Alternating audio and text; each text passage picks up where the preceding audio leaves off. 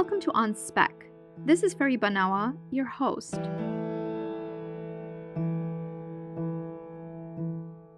The notorious Islamic State, better known as ISIS or Daesh in Arabic, isn't dead in Iraq. The Americans hunted for the leader Abu Bakr al-Baghdadi on October 26 in Idlib, Syria. Baghdadi blew himself up and died before U.S. troops could shoot him in a tunnel. But the terror group stays alive and funds itself in different ways. One is kidnapping and collecting ransom from Iraqis. It's poor people in isolated areas they are taking hostage. Iraqis trying to make a living from truffle picking. In this episode, journalist Pesha Magid, who speaks Arabic, went to Anbar province where ISIS comes out in the dark. Let's hear her story from there.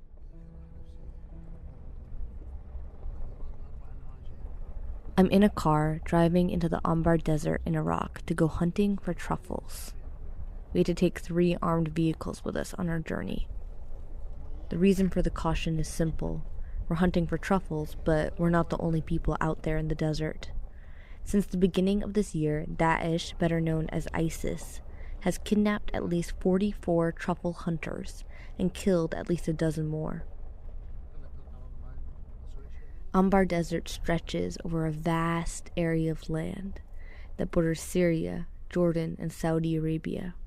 It looks a lot like West Texas. Winter brought heavy rainfall, and this spring, the desert bloomed. The water nourished truffles that grew to the size of cantaloupes. But they grow their biggest in the most isolated and dangerous parts of the desert. Hunting them can cost your life, but they bring necessary income to impoverished rural communities. A kilo of truffles fetches about $5. The customers are Iraqi urbanites, craving the rare desert delicacy. We finally get out at a small village called Mahbubiyah, where we meet a truffle hunter named Nafa Sharif, who clambers into the car to show us where he hunts for truffles. انتجرنا كل النهار ونرجع بس لازم سلاح ويانا. لا خطورة ما تعرفين داعش هناك هو.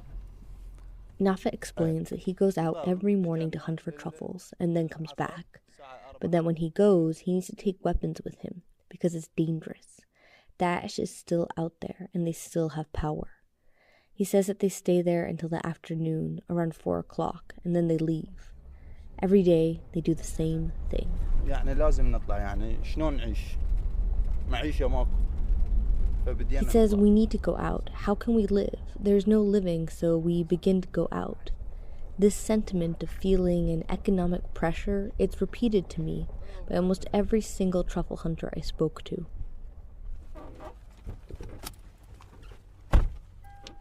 We finally arrive to the fields where the truffles grow, and Nafa shows me how you look for them, scraping the ground with a metal rod. This is how you do it, he says, showing me the raised earth that is the telltale sign of a hidden truffle. Daesh is weaker than it's been in a decade. Its kidnapping of truffle hunters is just one of the many ways it's returned to its insurgent roots, acting more like a mafia than a pseudo-state. Nafa makes around $80 from a good haul of truffles. To understand why that's enough for him to risk his life day after day, we have to go back in history a bit. Baghdad tonight, under heavy bombardment on the day the war started. American and British troops are in action on land, sea, and in the air. The massive ground assault. The American invasion of Iraq in 2003 completely dismantled all systems of government. The one that the Americans tried to build to fill the gap has been marked by one constant: endemic corruption. For over 15 years, Iraq has suffered through occupation, civil war, and insurgencies. While basic services declined, job opportunities vanished, and distrust in the government grew. It's been over 2 years since the last major Iraqi city was liberated, and the root issues of poverty, corruption, and governmental indifference remain the same. Anbar was economically devastated by the war, but it's largely ignored by Baghdad, and its impoverished rural residents remain deeply vulnerable to Daesh. حكومة ماكو حكومة بالعراق هسه حاليا. There is no government. Up till now, in Iraq, there is no government. The government is parties. These parties are just interested in power. The citizens just stay poor. Many of our people are in the desert. That's Imad Mutlaq speaking. I met him in a village a few hours away from where Nafa hunts for truffles. Like Nafa, he was driven to the desert because there are no job opportunities, and he has a family that relies on him. طلعنا أني ولد عمي طلعنا نتجنى شمع يعني شغل ماكو شغل ضعيف. I went out with my cousin to hunt for truffles. Because there is no work, so we go search the desert for truffles. جنينا شمع كملنا جني. We went about 30 kilometers, ate lunch, looked for truffles. When we were on our way back, a four-wheeled car came in front of us. In it, there were two men. They beckoned us over. They came down and asked us to give them our identity cards and our wallets. We gave them to them. First thing they asked was what my work was. I said, I'm a mechanic in Ramadi. They said, we're not looking for Muslims. We're looking for the army and intelligence. We are with Daesh. ندور شرطة جيش استخبارات ذولا نذبحهم بدون رحمة. احنا وياكم الدولة الإسلامية. Daesh wants to make examples of the people they kidnap. Sunnis generally get ransomed or released, but they execute Shia people and anyone who cooperates with the government. Daesh eventually released Imad because he was from a Sunni area and he was too poor for ransom. He was able to return to his wife and children. In the suburbs of the Shia-majority Najaf, I met with Warda and Haider, the wife and son of a truffle hunter who went to the desert seeking truffles with 6 of his relatives. For safety reasons, I'm not using their real names. He called us, said hello, and told us that he will come back tomorrow. He said that inshallah on Tuesday he will come back.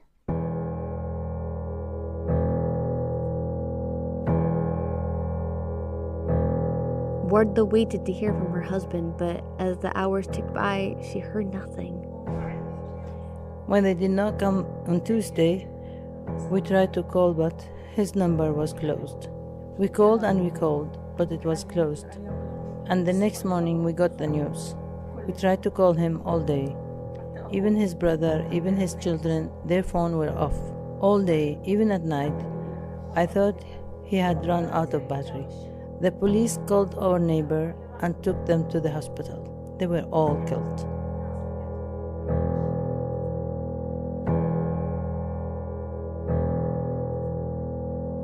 They feel abandoned by the government, which years after the fall of Daesh has failed to fully secure the country. We do not have a state here. We don't have anything, just Daesh. There is nothing else. It's impossible for an Iraqi to kill his brother like that. But for Daesh, it's possible. They kill and kill and kill. The kidnappings serve multiple purposes for Daesh. They prove the organization still exists despite its territorial losses, and the ransom money provides a source of income.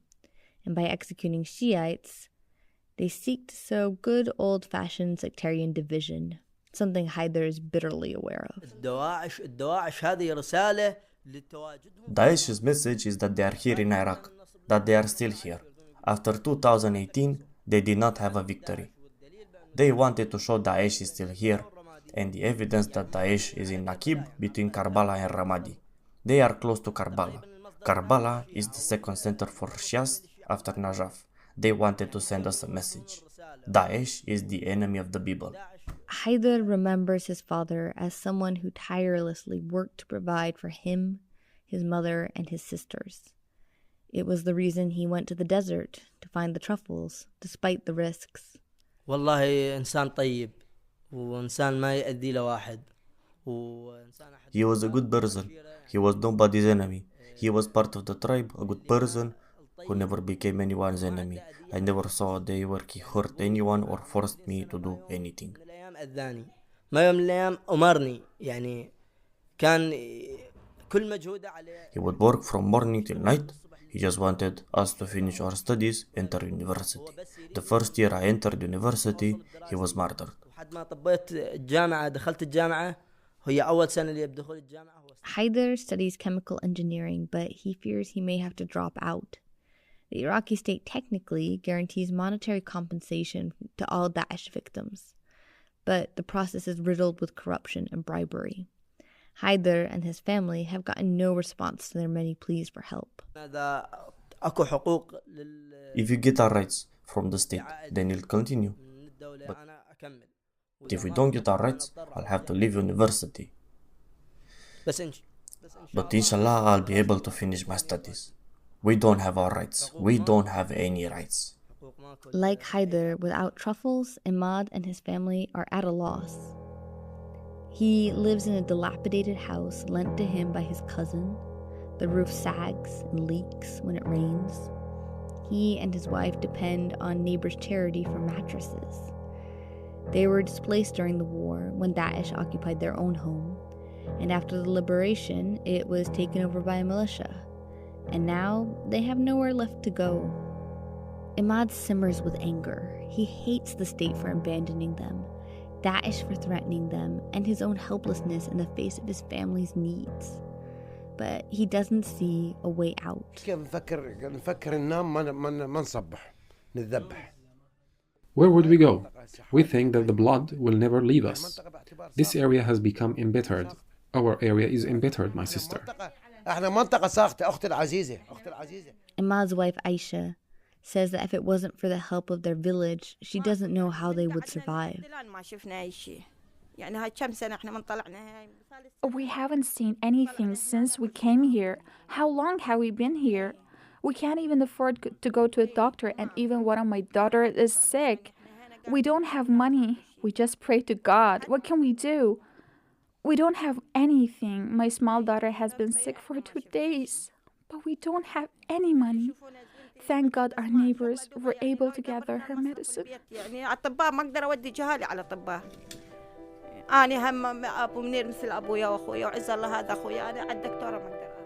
Aisha's words point to the grit of these communities on the outskirts. She and Imad get the basics from their neighbors. The community, not the government, makes sure that his family has enough to eat, somewhere to sleep, and medicine when his daughter gets ill.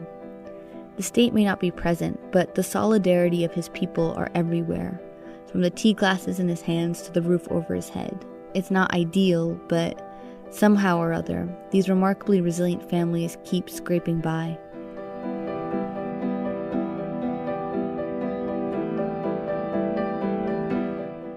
For On Spec, this has been Pesha Magid from Anbar, Iraq.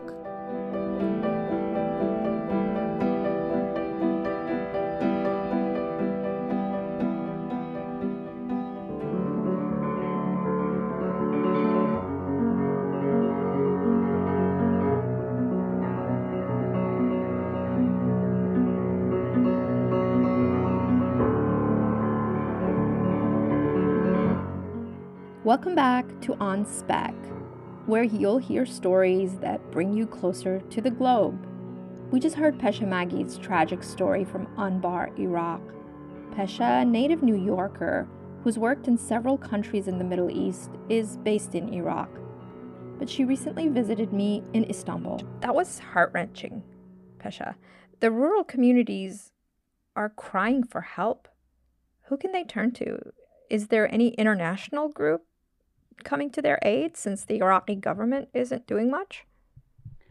Not in short, not really. There are some international NGOs operating in Iraq, but they mostly don't focus on these type of rural areas, and a lot of them are dealing with intense crisis response, or they're working in the camps for internally displaced people. So in areas like the villages we visited for this story, there's really no international presence at all. Local people are the people who are helping each other. There's a very strong tribal element in Anbar. So that, tribes basically means, like familial connections and community connections of the people in the area. And the families, they really help each other. They help each other out a lot, and it's these informal connections that people rely on when they don't have help from international organizations or from the state. Have you been in touch with the people in this story? How have their lives changed, if at all, since you saw them last? So not much has changed, sadly, for any of them. They, still living in the same areas, still facing the same issues. Truffle season is over now, and it won't come again till spring next year. So a lot of them, have even less, less resources than they did earlier in the year. But I'm staying in touch with the family of the hunter who was killed, but I'm trying to see whether or not the son will be able to go to university. It's unclear right now. They still haven't gotten compensation. Is anyone still fighting against ISIS in these rural areas? And who's still part of ISIS? You seem to have more defectors than actual members. Why would you stay with Daesh? So there have been strong efforts to eliminate Daesh militarily. Local tribal militias play a strong role in that, and they help the military intelligence to find the last pockets of Daesh in the desert. The biggest problem within that is that there are many armed groups pursuing Daesh, and they don't like each other, and they don't communicate with each other, and that does not lead to the best run military operations in the world. There's this group called the PMU, the Popular Mobilization Units, and they're militias that are mostly from the south, but also have a presence in Anbar, especially when they're going after Daesh, and they don't really communicate with the military that well. They don't like each other that much. And so each unit will have their own intelligence that reports back to their own, to their own leaders, but then they won't share that with everybody else. Pesha, what's it like to travel in Anbar? Anbar is a diverse place. It's a huge province. And there are parts of the desert that are undeniably dangerous, and a lot of the people who either have to go out there or have to live there are very vulnerable and in a lot of danger because they aren't getting support. At the same time, you go to cities like Ramadi, you even go to cities like Heat, and you'll see a lot of cultural renewal happening. There's new restaurants opening up, there's cultural festivals happening, there's new types of music showing up. And I think that it's important to remember that it's not all bleak. There are people who are really vulnerable who are not getting help, and they need to, their voices need to be heard, and and their stories need to be listened to. But I also don't want people listening to this to think that, Iraq is just a dangerous place where, there's only violence and war. That's not true at all. And Anbar, I think, is actually a very good example of that. Anbar is a really diverse and beautiful province in many ways. How have the foreign powers, such as Iran, the US, Saudi, those are the major players, affecting what happens in Iraq? What do Iraqis think of them? They're tired of it. Most Iraqis who I've spoken to do not want those powers to interfere in Iraq anymore. They don't want to be a battleground for foreign powers anymore. And what are they still doing? Do they have troops on the ground? So America has several bases in Iraq. In Anbar, they have a big one. Iran, officially, maybe not, but they support many of the militias in Iraq, and they have a very, very strong presence in Iraq. And particularly between the U.S. and Iran, there is a lot of competition. There's been missiles fired on U.S. bases, missiles fired on bases of Iranian-backed militias. And people in Anbar who I spoke to actually were really concerned about this because they're afraid that, if tensions continue to increase, where that violence will bubble over is in their backyard. And where does Saudi fit in? Saudi fits in as both, a U.S. ally to a certain extent and a power that dislikes Iran. They don't have historically as powerful a role, but they're trying to assert more influence at this point. They're investing more in Iraq, and I think that they are also hoping to be, one of the new powers that can gather more resources and combat Iran's strength in the region. Just like Syria and Afghanistan and a lot of these other places, it's sort of a chessboard. I think that for Iraqis, like that's the thing that they really don't want, right? That's the people are very aware of this. It's been years of this. And so people say that a lot, right? They say, other countries are using us like a chessboard, and people are pissed off about it. They don't want that anymore. And they have every right to. The problem is that they don't have a government that protects them against that, right? What can be done to protect these truffle hunters, if anything at all? So, I mean, the simple answer is that the government can get its shit together, right? But I don't think that's going to happen. And I don't think anyone I've spoken to thinks that's going to happen. I think in some ways very simple things would help, right? A lot of this is about economic privation at the end of the day. It's, they wouldn't have to go out to the desert. They wouldn't have to take these risks if it wasn't for the economic pressure that they're under. And so if the government made more efforts to provide, some sort of aid to people who had their homes and their livelihoods destroyed by ISIS, if they just, worked on providing more jobs, then there wouldn't be as much of an issue. But that's not going to happen. And in the absence of that, I think it's the communities banding together that really is the only thing that helps truffle hunters. It's the neighbors helping neighbors. It's, in Ahmad's village, for example, the local people, post volunteers up on the roofs to keep an eye out for ISIS maybe coming in from the desert. They put up their own security cameras to make sure that nothing bad is happening. They organize among themselves. And what I've seen in Iraq time and time again is a huge amount of ingenuity and strength from the people, who live, who are protecting their homes, who are protecting themselves and protecting their families and their friends. You're on your own. It seems to be the message from every corner for Iraqis, and they're doing what they can. Many across the continents think that the American bombs in the Iraqi military got rid of them. But those in Iraq and Syria are saying, nah, not just yet.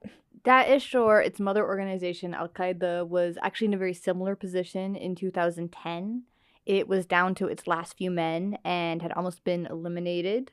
But then it went underground, hiding in sleeper cells and in isolated areas where the state had almost no control. When it started to come back, it played on the resentments created by the government's almost complete abandonment of the provinces in northern Iraq. And it also just worked like a mafia, offering protection to those who worked with them and intimidating and kidnapping the people who wouldn't. A lot of those tried and true tactics are coming back now as ISIS has been again forced to return to an insurgency. And for a lot of the people in Iraq, they're afraid that the same cycle is just going to repeat itself. You've met a lot of Iraqis who are suffering from insecurity and poverty, but with other survivors of war, there's a lot of resilience, and still, it's not all gloom and doom, right? Can you tell us about some of the people that kind of inspired you, and how normal life goes on? He doesn't actually show up in the story, but he is the Mukhtar, or kind of local community leader. And he's a really incredible guy. He was imprisoned by ISIS 8 times, or by Daesh 8 times during the occupation of of his village, but he never left. Many people fled. He refused to leave. He wanted to stay with his community. He somehow managed to talk his way out of prison with Daesh 8 times, which is a feat that very few, sadly, are able to say that they accomplished. Wow, that's pretty incredible. Daesh or ISIS just kills. They don't listen to reason. Yeah, I mean, the thing is that they needed to work with him in some way, right? Because he knew everything about that village, and also that the people in that village loved him. And so if they killed him, they would lose access to all the to anything in that village. And they didn't actually have enough people to completely control that village. He said that there were 3 or 4 people stationed around their village. But he was also a thorn in their side because he hated them. It was very clear that he hated them. He just wasn't going to go anywhere. And I mean, that's one of the reasons that he's an amazing Mukhtar. Is you can tell just from speaking to him that he's an incredible talker, right? That he's somebody who knows how to negotiate and also how to keep his position. I mean, I was very, very impressed by him. And he's introduced you to one of the characters in the story. And tell us, what was their interaction like? So this is kind of how it works when you're doing reporting, especially in rural areas. You kind of have to get to know the Mukhtar first, and then the Mukhtar will kind of approve you talking to people in the community. So he knew Imad. He's known Imad forever. And at one point during the story, Imad was talking about how his hair had turned white from all of the stress of this situation and because of what he's been dealing with Daesh. And the Mukhtar was like, "No, dude, your hair's been white for a while." Can't blame it on ISIS. No, don't blame this on Daesh. You're just getting old, man. Yeah, people keep their sense of humor in these parts, and it's a sort of necessary tool for survival. Your story is about a delicacy, truffles, fancy mushrooms, and the people hunting for them despite the dangers. Few know that truffles can even be found in Iraq. What do they look like, and have you eaten them? I mean, how do you cook them? So they kind of look like potatoes. They look like big potatoes, and they're spongy. And they're also delicious. When Iraqis make them, they're delicious. They're really buttery, they're really rich in flavor. And when I was reporting this story, a fun side of it is that I was able to buy a ton of truffles. So I bought kilos of truffles, and I was so excited. And I brought them all back to Baghdad, and I was going to cook my friends this big truffle dinner. And it was really Wow. Okay, you spent all your freelance savings on truffles. Yeah, I mean, I'm very wise with my money. So anyway, I made the very wise choice of buying kilos and kilos of truffles, and I asked my Iraqi friends how to make them, and they were like, use this butter, use these spices, but make sure whatever you do, you clean them well. And I was like, don't worry, I got this. I'm a great cook. And so I cleaned them like 3 times, and I thought that was enough, and then I put them in tons and tons of butter, tons of spices. They smelled amazing. Everyone in my house was so excited, was so hungry. There's the wafting scents coming in from the kitchen. And then I bring the truffles out. They look beautiful. They're like glistening in the light. Wow. And we take I'm already hungry. I know. Imagine how we felt. And then when we take a bite, and they're full of sand from the desert. No. Oh dear. It was really bad. It was a great disappointment. I mean, my heart broken. But you ate them anyway, right? We tried to eat them anyway. I tried to struggle through, but they were bad. It was impossible. It was like sandpaper on your tongue. If you go to Iraq to eat truffles, don't go to a foreigner's house. That's the lesson in all this. Eat them in Anbar. Eat them in Anbar, at your own risk. Thanks for bringing us the story, Pesha, and thank you for listening. This is Fariba Nawa, your host for On Spec, where you can hear stories that bring you closer to the globe.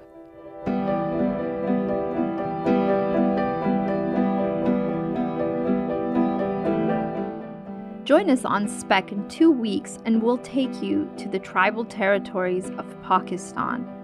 This story was edited by me, produced by Oscar Durand, music by Sean Carrier, voiceovers by Alex Tilimpier, Inam Abdul-Majid, and Nushin Ayubi. And we'd like to thank those who funded our successful Kickstarter campaign. Here's a shout out to funders Hakan Erdil, Merve Dinchsoy, and Murad Chamcha.